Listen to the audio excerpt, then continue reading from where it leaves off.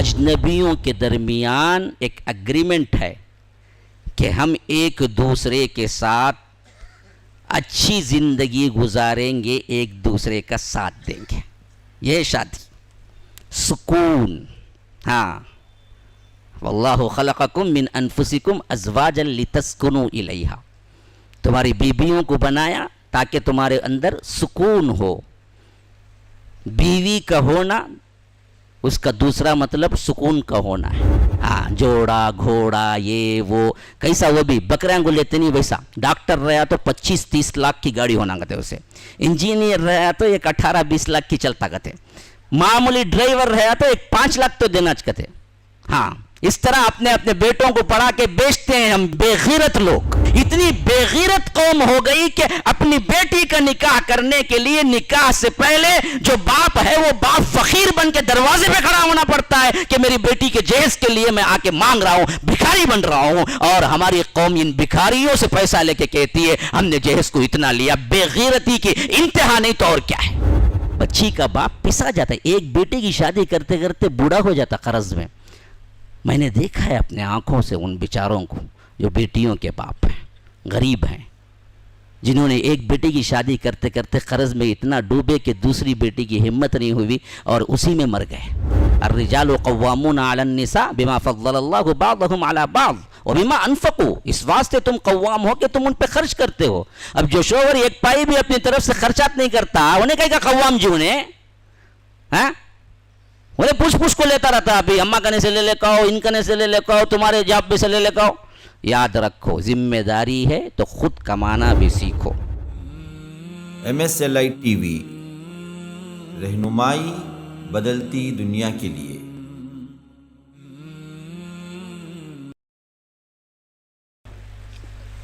یہ نکاح کی محفل ہے، ابھی خطبہ نکاح پڑھا جا رہا ہے. ان الحمد للہ نحمده ونستعینه ونستغفره ونؤمن به ونتوکل علیہ ونعوذ باللہ من شرور انفسنا ومن سیئات اعمالنا. من يهده الله فلا مضل له ومن يضلل فلا هادي له.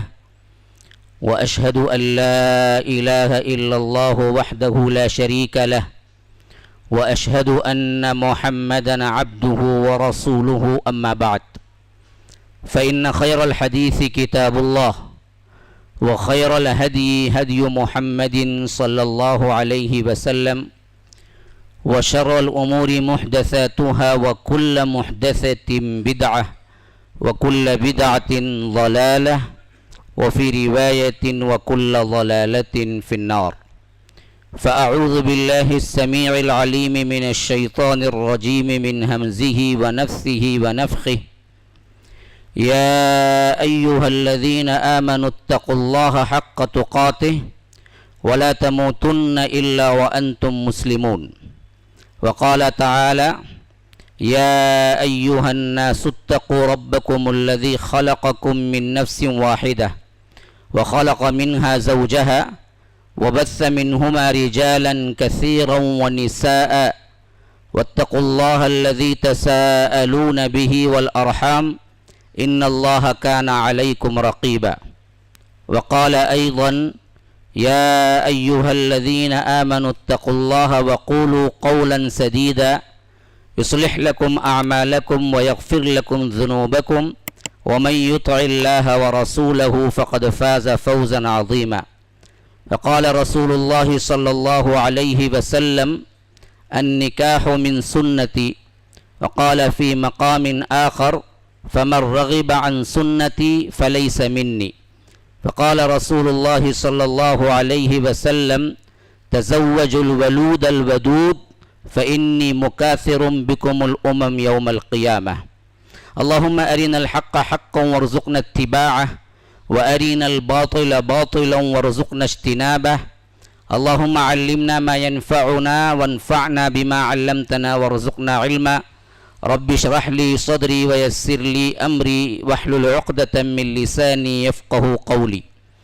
اس اللہ کے نام سے ابتدا جس کے ناموں کی کوئی انتہا ہی نہیں. ولو ان ما فی الارض من شجرۃ اقلام والبحر يمده من بعده سبعة أبحر ما نفدت كلمات الله.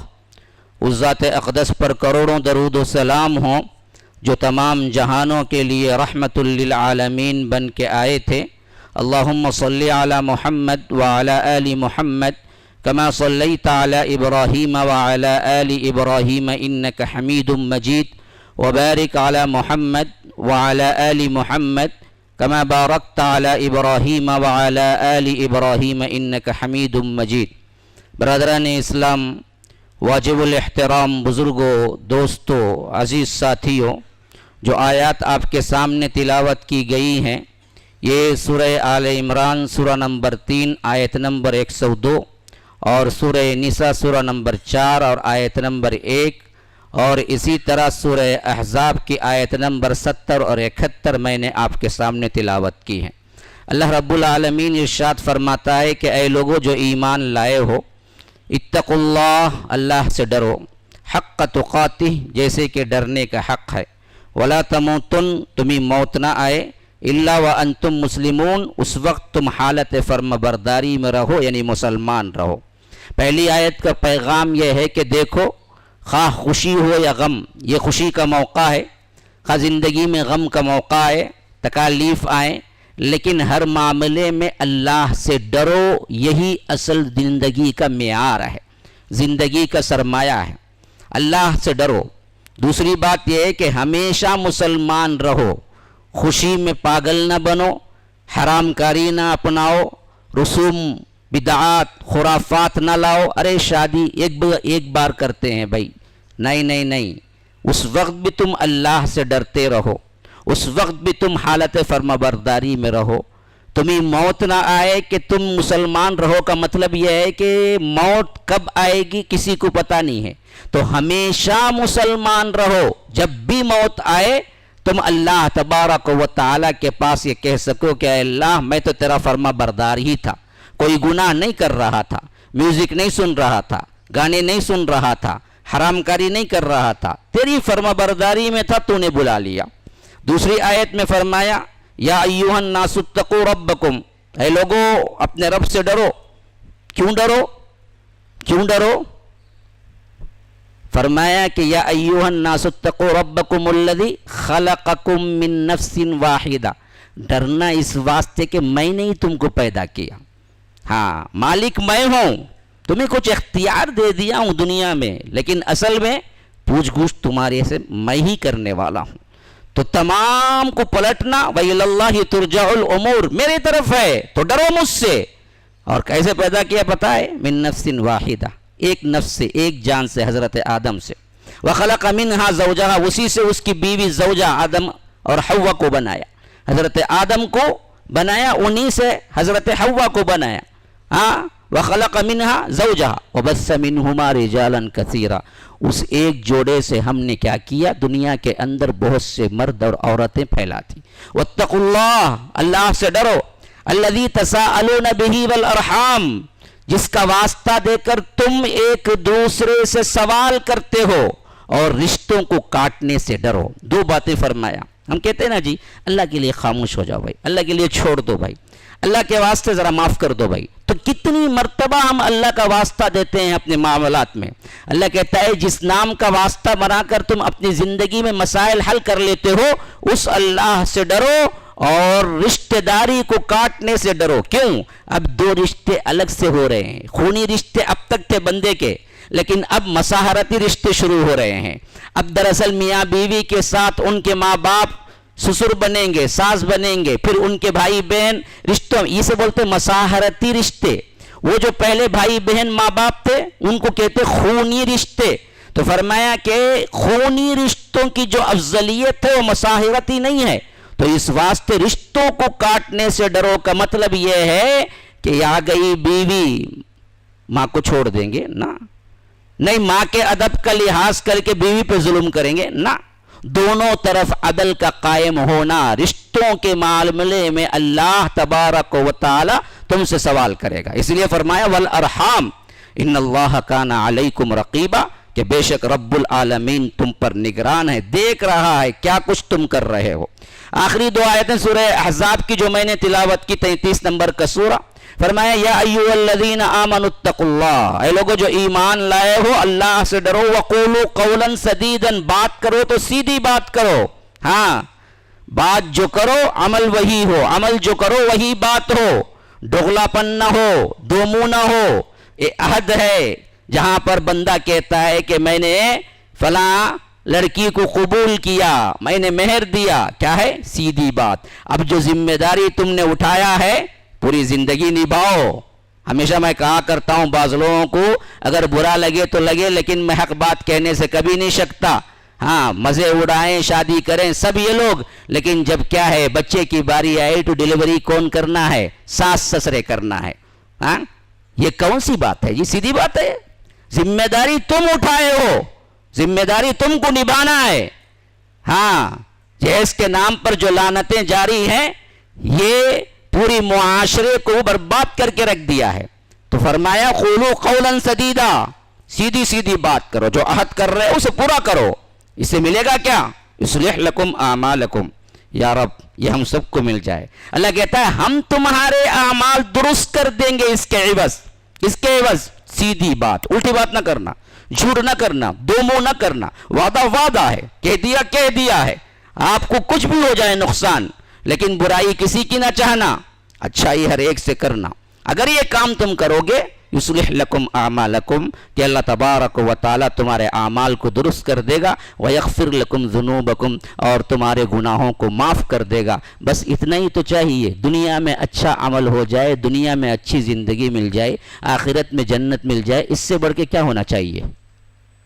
کسی انسان کو اس سے بڑھ کے کیا ہونا چاہیے کہ دنیا میں سکون والی زندگی مل جائے، آخرت میں اللہ کہے کہ تو نے جو کچھ کیا میں نے معاف کیا، تجھے جنت ہے؟ تو بس اس سے زیادہ بڑی کامیابی کیا ہے؟ یہ دونوں میں تم کو دوں گا، لیکن زبان ایک رہنا چاہیے، وعدہ خلافی نہیں ہونی چاہیے، لوگوں پر ظلم نہیں ہونا چاہیے۔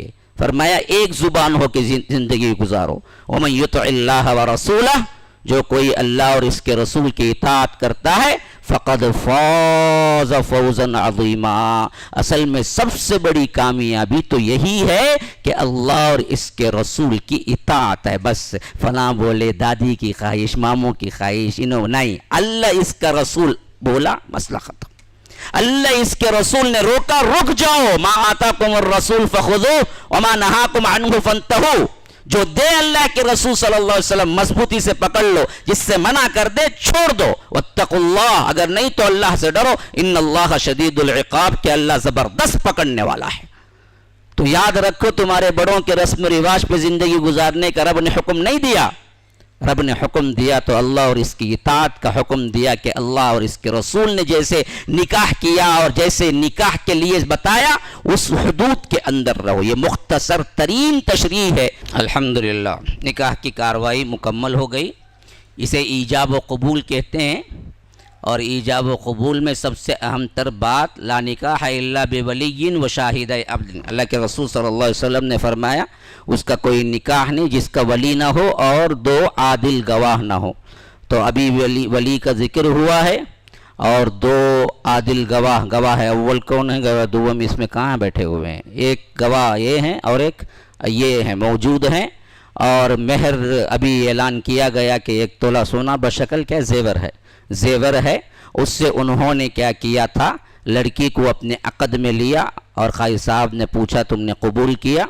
اور نوشہ بڑے خوش دلی کے ساتھ کہے کہ ہاں میں نے قبول کیا۔ اب قبول کیا ہے نا، پھر اس کے بعد ایک لمبی زندگی بھی ہے، پھر اس کے ساتھ ساتھ یہ معمولی قبولیت نہیں ہے، یہ بڑی ذمہ داری کی قبولیت ہے، اور اس کے لیے ایک پوری زندگی ہے جو اللہ کے رسول صلی اللہ علیہ وسلم نے بنصف نفیس خود چل کے بتلایا ہے۔ اللہ کے رسول صلی اللہ، ہاں بھائی اب میں بول سکتا ہوں؟ ہاں ذمہ دار سب راضی ہیں؟ بعد میں بولنا نہیں، ہمیں جلدی میں آئے جلدی میں جانے، تو میں کیا بولے صاحب کھینچ لے گو بڑے گا نکاح بول کو۔ اس واسطے میں پہلے ہی کیا کیا، ایجاب و قبول جو ہے نا قاضی صاحب کے تھرو کرا دیا۔ محفل نکاح کے جو مسنون خطبے کے آیتیں ہیں وہ بھی میں نے پڑھ دیا۔ اب معاملہ بالکل ختم، بغیر حریث کے میٹھا نہیں سو جانا ہے بولے تو جاؤ، اب حریث ہے بولے تو بیٹھو، اب تمہاری اپنی مرضی۔ اب اس کے بعد ذمہ دار خود خوش ہو کے مجھے ٹائم دیے ہیں کہ بولو اس پر، تو میں کچھ باتیں آپ کے سامنے رکھ دے رہا ہوں. دیکھیے رب العالمین نے انسان کی ازدواجی زندگی کے اعتبار سے جو طریقہ اللہ کے رسول صلی اللہ علیہ وسلم کے ذریعے ہمیں عطا کیا نا، اللہ کی قسم کھا کے کہتا ہوں دوبارہ اور سہبارہ، اللہ کی قسم کھا کے کہتا ہوں کسی مذہب و مسلک و ملت میں نہیں. اس سے پہلے کہ دنیا کے اندر جتنے مذاہب تھے ان سب کا اعتقاد تھا کہ بندہ شادی کرنے سے رب سے دور ہو جاتا ہے، اور عورت گناہوں کا سب سے اہم ترین اڈا ہے، اور یہ عورت ہی ہے جس کی وجہ سے گناہ دنیا میں آیا.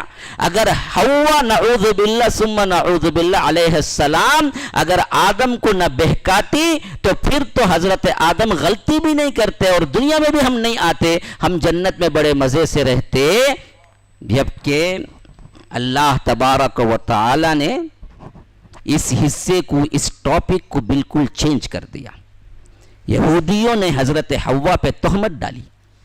اللہ نے کہا کہ نہ، دونوں مل کے گناہ کیے، کسی پر کسی کا دباؤ نہیں تھا. قالا ربنا ظلمنا، دونوں نے معافی مانگی، دونوں نے گناہ کیا، دونوں نے ربنا آتینا کیا ہے، انہوں نے توبہ کی.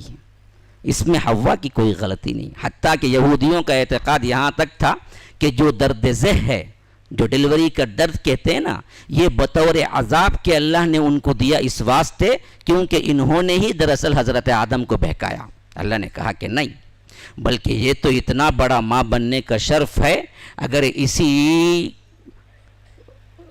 کمزوری مصیبت میں کسی کا انتقال ہو جائے تو وہ عورت شہیدہ کے درجے پہ ہے. ہاں، یہ فضیلت والا عمل ہے. تو اسلام نے ازدواجی زندگی کو کبھی نہ روکا، نہ دین سے دوری بتلایا، بلکہ فرمایا کہ دیکھو نکاح اصل میں انسان کے ایمان کی تکمیل ہے. اللہ کے رسول صلی اللہ علیہ وسلم نے فرمایا آدھا مسلمان آدھا مومن اس وقت ہوتا ہے جب وہ نکاح کرتا ہے، باقی آدھے کے سلسلے میں وہ دیکھ لے کہ وہ کیسے عمل کر رہا ہے.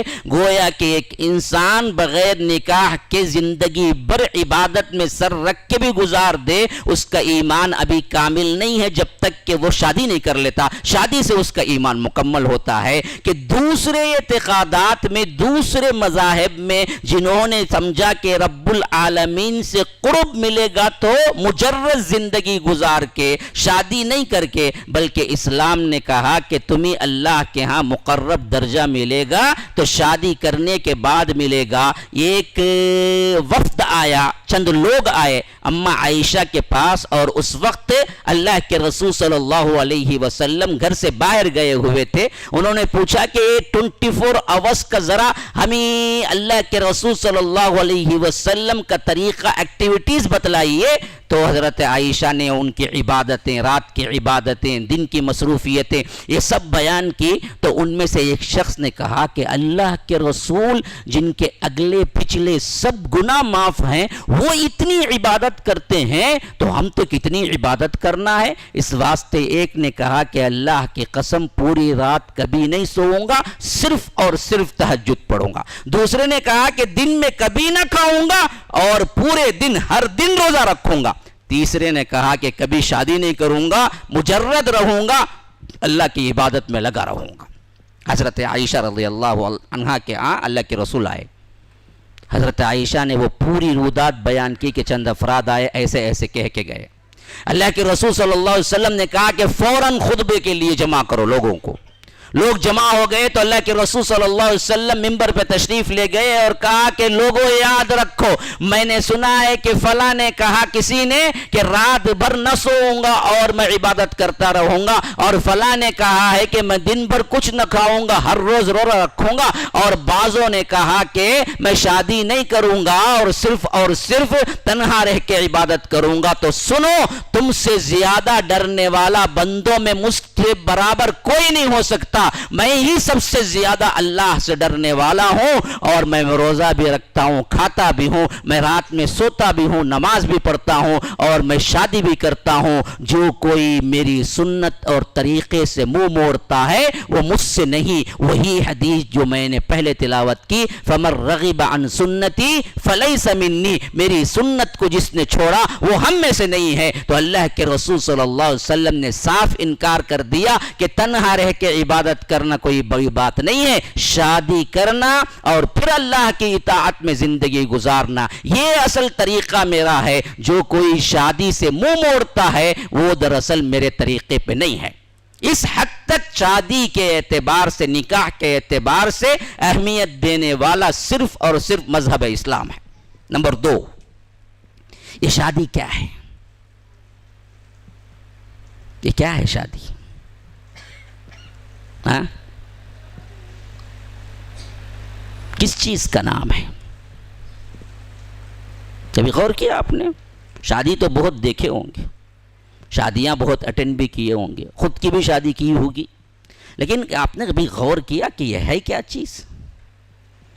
یہ اگریمنٹ ہے، ایک دو اجنبیوں کے درمیان ایک اگریمنٹ ہے کہ ہم ایک دوسرے کے ساتھ اچھی زندگی گزاریں گے، ایک دوسرے کا ساتھ دیں گے۔ یہ شادی، سکون۔ ہاں، واللہ خلقکم من انفسکم ازواجا لتسکنوا الیہا، تمہاری بیویوں کو بنایا تاکہ تمہارے اندر سکون ہو۔ بیوی کا ہونا، اس کا دوسرا مطلب سکون کا ہونا ہے۔ بیوی ہے سکون نہیں ہے، وہ کیا نہیں ہے خود سیکھ لو۔ ہاں، اور شادی کے بغیر کہتا ہے میں بہت سکون سے ہوں، نمک حرامی کرتا ہے یا کوئی حرام کاری کرتا ہے، ورنہ تو سکون سے نہیں رہ سکتا، وہ بھی غلط ہے۔ بعض لوگ بولتے ہیں مجھے کیا بھائی، میں بہترین ہوں، سکون سے ہوں، میں کیوں شادی کروں؟ نہیں رہتا انہیں سکون سے، جھوٹ بولتا انہیں، سکون نہیں مل سکتا اسے۔ سکون ان دونوں کے درمیان رب نے رکھا ہے۔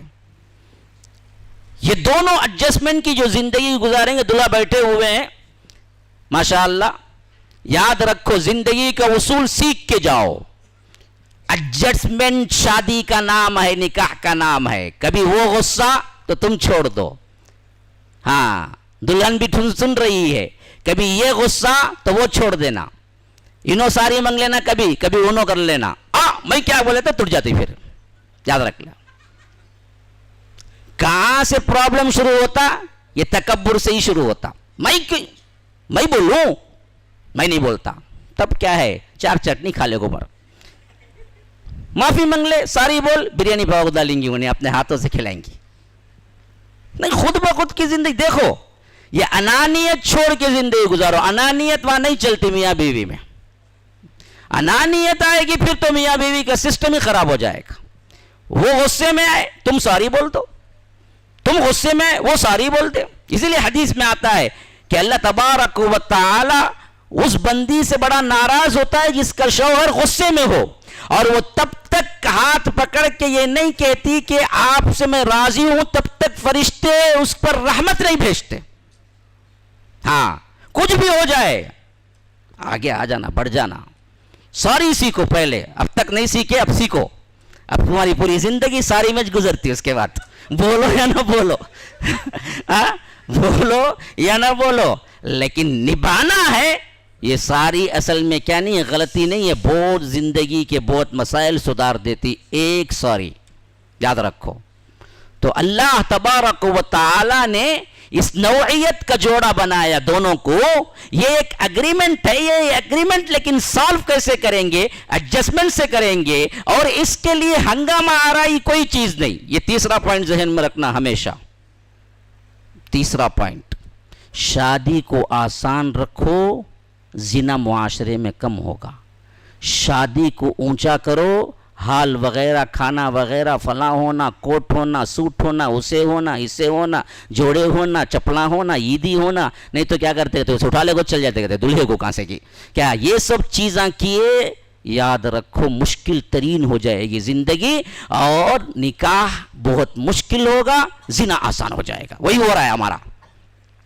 آج اللہ کا بہت بڑا فضل ہے، مسجد میں بیٹھے ہوئے ہیں ایک نکاح کے سلسلے میں، نہ کوئی کھانا ہے نہ کچھ، یہ بہترین نکاح ہے، آسان ترین نکاح کو اللہ کے رسول صلی اللہ علیہ وسلم نے فرمایا سب سے بہتر نکاح آسان نکاح ہے، جس میں صرف کیا ہے، ایک ولی ہو، 2 عادل گواہ ہو اور مہر ہو، معاملہ ختم، ایک بندے کو بھی بلانے کی ضرورت نہیں ہے۔ مجھے بتاؤ کب اللہ کے رسول نے کس کو بلایا دعوت پہ؟ پوری سیرت پڑھ جاؤ، بتاؤ مجھے۔ نکاح کی دعوت نہیں گئی، 6 مہینے سے شروع کرتا ہے انہیں، 6 مہینے پہلے کیا جی کب جی ہے شادی؟ وہ نہیں مول صاحب 2020 پرچار میں، پھر کائی کو ابھی نہیں مول صاحب دعوتاں شروع کرتے ہیں ابھی سے، کائی کو دعوتاں شروع کرتے ہیں جی؟ کون بلائے تم نے دعوتاں دے؟ بلانا کہاں ہے دعوت؟ ولیمے کو بلانا ہے، نکاح کو کہاں ہے؟ اس کے لیے یاد رکھو دلیل کے طور پر یہ واقعہ کبھی نہیں بھولنا۔ حضرت عبد الرحمن بن عوف مہاجر تھے، مکے میں ہجرت کر کے مدینہ پہنچے، ایک چیز بھی نہیں لائے تھے، سب چھوڑ چکے تھے اسلام کے لیے، آئے بالکل خالی ہاتھ۔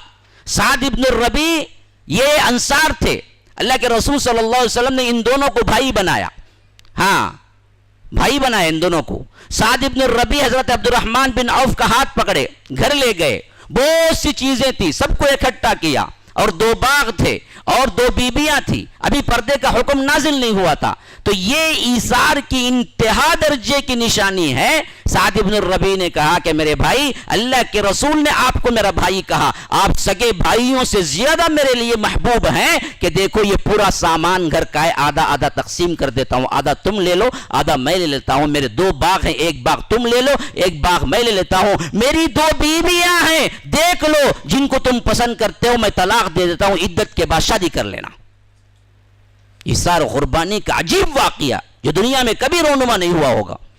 تو حضرت عبد الرحمن بن عوف نے کہا کہ نہیں میرے بھائی، اللہ آپ کے مال میں، آپ کی اولاد میں، آپ کی بیوی میں، آپ کے گھر میں، سب میں اللہ تعالیٰ برکتیں دے، مجھے کچھ نہیں چاہیے، مجھے اتنا بتلا دو کہ یہاں کا بازار کہاں ہے۔ پھر اس کے بعد اللہ کے رسول صلی اللہ علیہ وسلم کے پاس ایک مرتبہ آئے تو فرمایا عبد الرحمن کیا کر رہے ہو؟ کہا کہ اللہ کے رسول صلی اللہ علیہ وسلم جو کچھ بھی مل جاتا ہے تجارت کر رہا ہوں۔ اللہ کے رسول صلی اللہ علیہ وسلم نے ہاتھ اٹھا دیے کہ عبد الرحمن کی تجارت میں اے اللہ تو برکت دے دینا۔ پھر کہتے ہیں کہ میں اگر مٹی کو بھی ہاتھ لگا لیتا سونا بن جاتی۔ اس حیثیت سے وہ تجارت میں آگے بڑھے، سب سے بڑے مالدار ترین صحابی کوئی ہے تو وہ عبد الرحمن بن عوف ہے، ہاں اس سے بڑا مالدار کوئی نہیں تھے صحابہ میں۔ تو وہ کہتے ہیں کہ پھر میری زندگی میں شادی کا مرحلہ آیا اور انہوں نے شادی کر لی۔ اللہ کے رسول صلی اللہ علیہ وسلم بھی مدینے میں، عبد الرحمن بن عوف رضی اللہ عنہ بھی مدینے میں، شادی بھی مدینے میں ہو رہی ہے، شادی بھی ہو گئی۔ اچانک ایک مرتبہ اللہ کے رسول صلی اللہ علیہ وسلم عبد الرحمن بن عوف کو دیکھتے ہیں جو دلہا ایک خاص قسم کا عطر لگاتا تھا وہ زمانے میں، جس کا دھبا کبھی کبھی کپڑے پہ بیٹھ جاتا تھا، تو وہ دھبا بیٹھا ہوا تھا۔ تو حضرت عبد الرحمن سے اللہ کے رسول صلی اللہ علیہ وسلم نے پوچھا کہ عبد الرحمن کیا تم نے شادی کر لی؟ کہا کہ ہاں اللہ کے رسول شادی کر لی۔ مدینے میں ہے اللہ کے رسول صلی اللہ علیہ وسلم بھی، عبد الرحمن بھی مدینے میں، شادی کہاں ہو رہی ہے؟ مدینے میں۔ مدینہ کتنا ہے؟ پورا یہ ملک پیٹ کا آدھا بھی نہیں ہوگا، لیکن اللہ کے رسول کو نہ بلائے، نہ دعوت دی، نہ خبر ہے، شادی ہو گئی۔ ہمیں چھوڑیں گے؟ ہاں ہمارے قریبی یا ماموں چچا کو چھوڑ وہ شادی کرے تو ہمیں چھوڑیں گے؟ کیا کام کرے رہے، چھپا رستم نکلا، تیری میت کو بھی نہیں آؤں گا رے میں کہیں گے۔ اللہ کے رسول صلی اللہ علیہ وسلم کوئی بات نہیں پوچھے، کیا عبد الرحمن مجھے نہیں بلائے؟ حالانکہ عبد الرحمن بن عوف کتنے قریب ہے پتہ ہے؟ ابو بکر، عمر، عثمان، علی کے بعد کسی صحابی کا نمبر ہے تو 5واں نمبر حضرت عبد الرحمن بن عوف ہے۔ عشرۃ المبشرہ کے اندر ہیں، وہ 10 وہ صحابہ کے اندر ہے جن کو اللہ کے رسول نے دنیا میں جنت کی بشارت دی، اور اللہ کے رسول صلی اللہ علیہ وسلم ایک لفظ نہیں پوچھے کیوں نہیں بلایا مجھے، الٹا پوچھے تو کیا پوچھے؟ کیا دیا پوچھے، مہر کیا جوڑے کو لیا پوچھے نہیں۔ ہاں جوڑا گھوڑا یہ وہ کیسا، وہ بھی بکریاں کو لیتے نہیں ویسا، ڈاکٹر رہا تو 25-30 لاکھ کی گاڑی ہونا کہتے اسے، انجینئر رہا تو ایک 18-20 لاکھ کی چلتا کہتے، معمولی ڈرائیور رہا تو ایک 5 لاکھ تو دینا کہتے۔ ہاں اس طرح اپنے بیٹوں کو پڑھا کے بیچتے ہیں ہم بے غیرت لوگ۔ ہاں انسان نما درندے ہیں، اللہ ماشاء اللہ کوئی بچے تو کوئی بچے، میں تو ان کو درندے کہتا ہوں جو اپنی بیٹی کی شادی کے لیے چندہ مانگنے فقیر بن کے مسجد میں کھڑا ہوتا ہے، شرم حیا نہیں آتی۔ میرے مسجد میں آتے تھے پوچھنے کے لیے چندے کے لیے، میں شروع میں اجازت دیتا، بعد میں بولا کہ نہیں شادی کے لیے آئیں گے تو اعلان نہیں کروں گا میں۔ اتنی بے غیرت قوم ہو گئی کہ اپنی بیٹی کا نکاح کرنے کے لیے نکاح سے پہلے جو باپ ہے وہ باپ فقیر بن کے دروازے پہ کھڑا ہونا پڑتا ہے کہ میری بیٹی کے جہیز کے لیے میں آ کے مانگ رہا ہوں، بھکاری بن رہا ہوں، اور ہماری قوم ان بھکاریوں سے پیسہ لے کے کہتی ہے ہم نے جہیز کو اتنا لیا۔ بے غیرتی کی انتہا نہیں تو اور کیا ہے۔ ایک پیسہ نہیں لینا ہے، ایک پیسہ اگر جبرن تم نے لیا تو اللہ کی قسم دوبارہ اور سہبارہ اللہ کی قسم کھا کے کہتا ہوں سود جس طرح حرام ہے ویسے ہی یہ جہیز کا لیا ہوا سامان حرام ہے۔ کیوں نہیں اس پر بولتے، کیوں نہیں اس کو تاکید کرتے؟ کہاں ہے لین دین، کہاں ہے دعوت؟ کچھ نہیں۔ اللہ کے رسول کو بھی نہیں بلائے انہوں، اور اللہ کے رسول صلی اللہ علیہ وسلم کو گلہ شکوہ بھی نہیں کیا، بلکہ پوچھا تو یہ پوچھا کہ مہر دیا؟ کہا کہ ہاں اللہ کے رسول دیا۔ پوچھا کیا دیا؟ کہا کہ کھجور کے بیج کے اتنا سونا میں نے دیا۔ تو دوسری بات پوچھی ولیمہ کیا؟ کہا کہ نہیں اللہ کے رسول نہیں کیا۔ فرمایا کہ اولم ولو بشاتن، ولیمہ کرو خواہ ایک بکری ہی کیوں نہ ہو۔ نکاح کی دعوت کا کسی معاملے میں کہیں بھی کیا ہے آپ کو ایک اشارہ بھی نہیں ملتا۔ ولیمہ ہے اور وہ بھی دلہے کی ذمہ داری۔ انہوں کیا کرتا، نکاح کے کھانے میں سب کو بلاتا، عالم اللہ کو بلاتا، جاؤ انہوں آؤ تمہیں آؤ تمہیں آؤ، ہو جی کیا جی نکاح ہے ولیمہ کا جی، وہ ہمیں مختصر لوگوں سے کر لیتے مولوی صاحب، وہ آپ کو ہمارا نہیں، اس کے اوپر پڑا تو مسئلہ وہی سسرال والوں میں پڑا، بیٹی کے باپ پہ بوجھ پڑا، لو کھلاؤ سب کو، ایرے غیرے کو سب کو بلاؤ نکاح کی دعوت میں۔ یہ کیا بے غیرتی ہے؟ ایسے کھانے سے تو توبہ کرنا چاہیے۔ جو آگ بھرتے ہیں ظلمن، بچی کا باپ پسا جاتا ہے، ایک بیٹے کی شادی کرتے کرتے بوڑھا ہو جاتا قرض میں۔ میں نے دیکھا ہے اپنے آنکھوں سے ان بیچاروں کو جو بیٹیوں کے باپ ہیں، غریب ہیں، جنہوں نے ایک بیٹی کی شادی کرتے کرتے قرض میں اتنا ڈوبے کہ دوسری بیٹی کی ہمت نہیں ہوئی اور اسی میں مر گئے۔ کیوں نہیں آپ لوگ سمجھتے؟ کیوں نہیں اس سسٹم کو تبدیل کرتے؟ ایک پائی خرچ نہیں ہے لڑکی والوں کی طرف سے، خرچہ ہے تو لڑکے کو ہے کہ وہ ولیمہ کرے اور مہر دے۔ لڑکی والے کو ایک پائی کا خرچہ نہیں ہے، اسلام نے ایک پائی کا خرچہ نہیں رکھا۔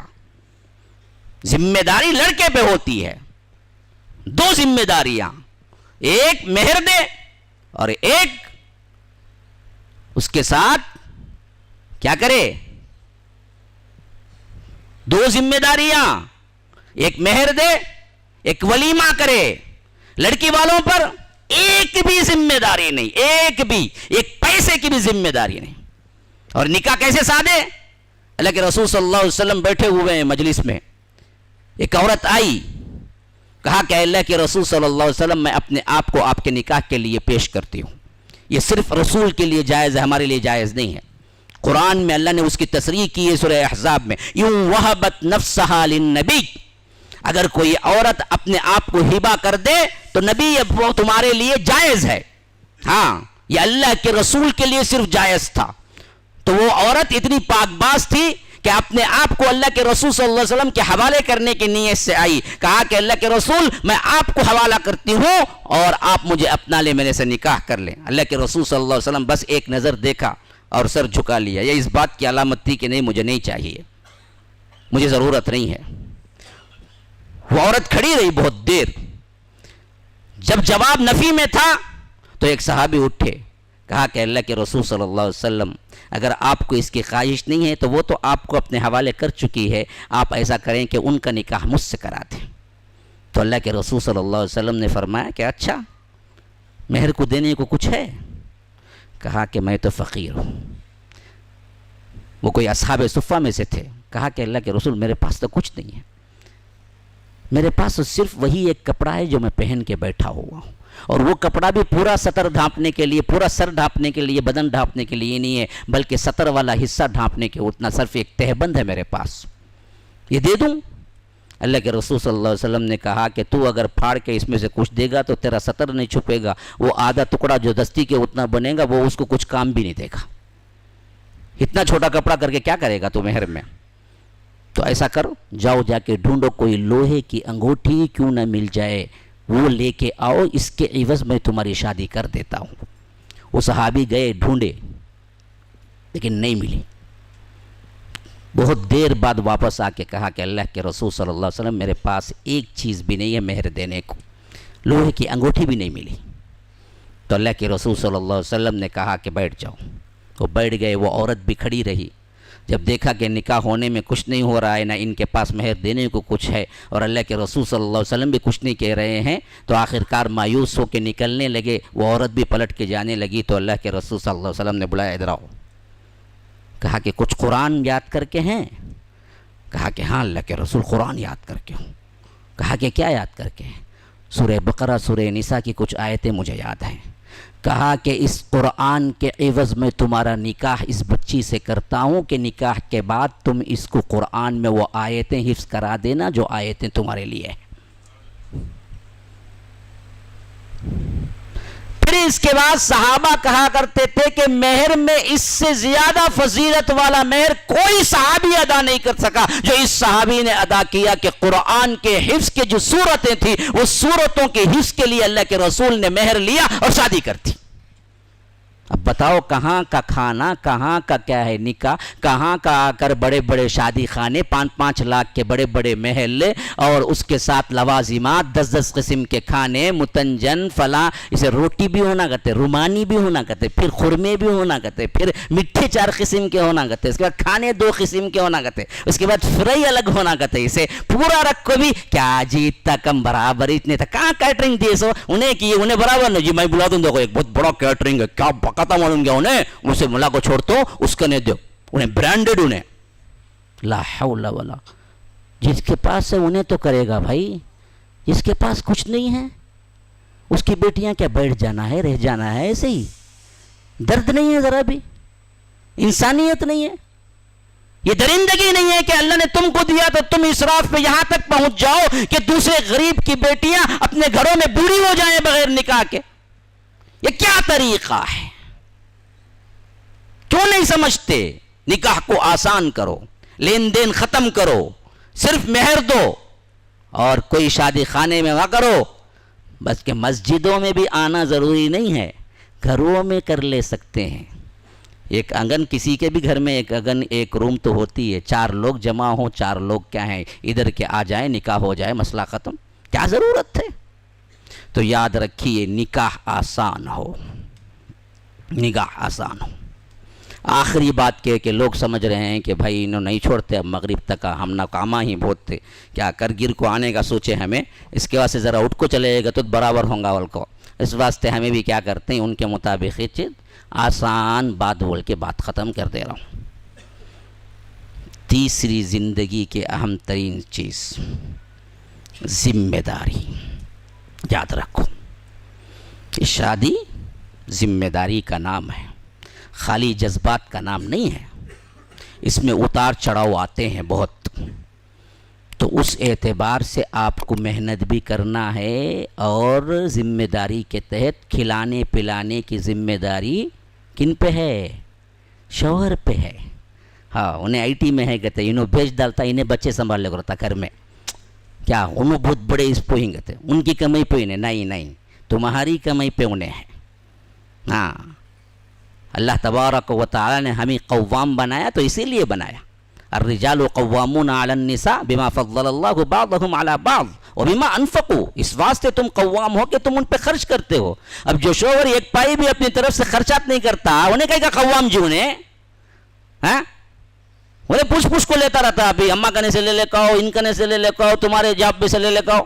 یاد رکھو ذمہ داری ہے تو خود کمانا بھی سیکھو، ذمہ داری ہے تو اس کے لیے نبھانا بھی سیکھو۔ اللہ تبارک و تعالی ہمیں کہنے سننے سے زیادہ عمل کی توفیق عطا فرمائے۔ اللہ تبارک و تعالی اس جوڑے کو جو آج نکاح ہوا ہے اپنی زندگی میں اللہ تبارک و تعالی رحمتوں سے برکتوں سے بھر دے۔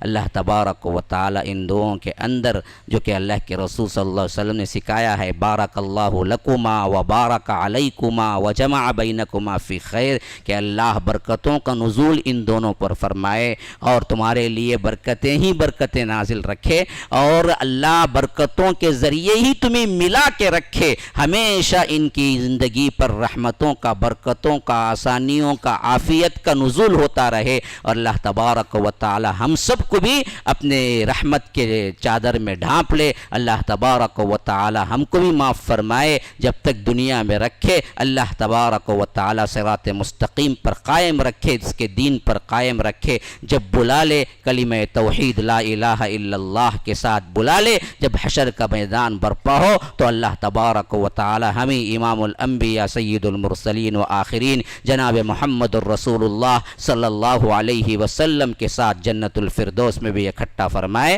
ھذا وباللہ التوفیق، صلی اللہ وسلم علی نبینا محمد۔ اسأل اللہ لی ولکم ولسائر المسلمین من کل ذنب فاستغفروہ انہ هو الغفور الرحیم۔ MSLI TV رہنمائی بدلتی دنیا کے لیے۔